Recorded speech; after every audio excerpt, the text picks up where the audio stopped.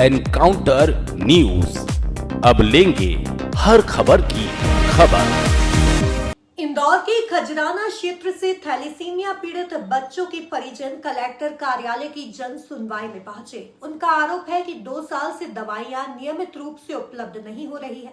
हालांकि कलेक्टर ने उन्हें पूरी तरह से मदद का आश्वासन दिया है।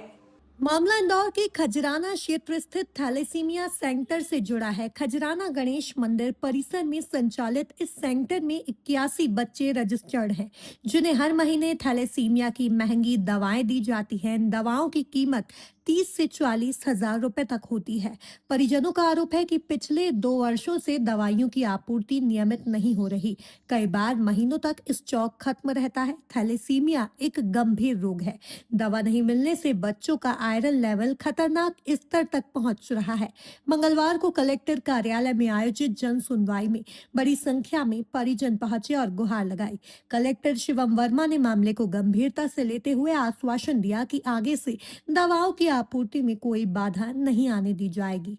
इंदौर से एनकाउंटर न्यूज की रिपोर्ट। कि खजराना सेंटर से हमें दवाइयाँ नहीं मिल रही थी थैलेसीमिया पेशेंट्स के लिए, जिसका खर्चा हमारा 30 से 40 हज़ार आ जाता है महीने का।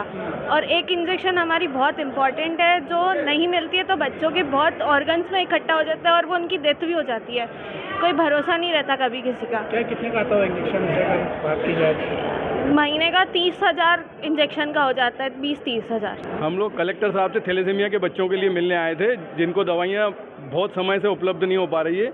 कलेक्टर साहब ने बहुत संवेदनशीलता से हमारा सुना और हमारा निराकरण करके दिया। हम लोग बहुत खुश हैं।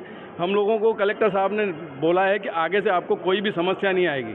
क्या समस्या क्या थी? थैलेसीमिया के बच्चों को दवाइयाँ उपलब्ध नहीं हो पा रही है, जिसकी वजह से इनका आयरन लेवल बढ़ जाता है। कितने समय से उपलब्ध हो पा रही थी? लगभग 2 साल से उपलब्ध नहीं हो पा रही है खजराना सेंटर से। क्या खर्चा क्या आता है? कितनी क्या दवाई आती है? 30 से 40 लगभग 30 से 40 हज़ार रुपये की दवाइयाँ आती है बच्चों के लिए। कितने बच्चे थे जिनको दवाइयाँ नहीं? लगभग 81 बच्चे रजिस्टर्ड हैं खजराना में। नहीं, खजराना मंदिर में जो थैलेसीमिया की दवा होती थी उसमें शायद जो उनके ऑर्डर थे उसमें कुछ विलम्ब हुआ था। और आज सभी जो बच्चे थे और उनके बालक सब लोग आए थे यहाँ पे बात करने के लिए।